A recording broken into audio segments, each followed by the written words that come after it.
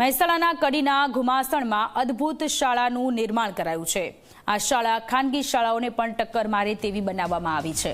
ત્યારે આ શાળાનું મુખ્યમંત્રી ભૂપેન્દ્ર પટેલના હસ્તે લોકાર્પણ કરવામાં આવ્યું છે।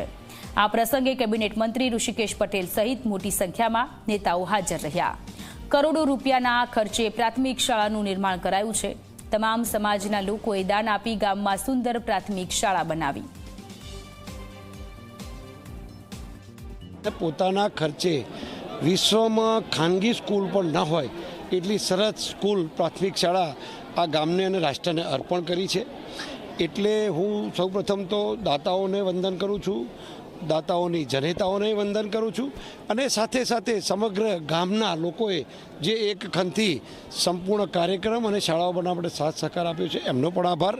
અને સાથે સાથે આ શાળા હું મહેસાણા જિલ્લાના ગુજરાત રાજ્યના તમામ લોકોને વિનંતી પણ કરું છું કે એકવાર શાળાની મુલાકાત લો। એકવાર આપ જોશો તો ફરીથી બીજા લોકોને પણ પોતાના ગામમાં પણ વતનની માટી માથે ચડાવવાની એક પ્રેરણા મળશે અને આવી સુંદર પ્રાથમિક શાળા મળશે, જેના કારણે ભવિષ્યના ભારતના જે નાગરિકોનું ઘડતર થવાનું છે એવા આ વિદ્યા મંદિરમાં ફરીથી પણ નવા મંદિરો, આવી શાળાઓ નિર્માણ કરવાનું એમને પ્રેરણા મળશે।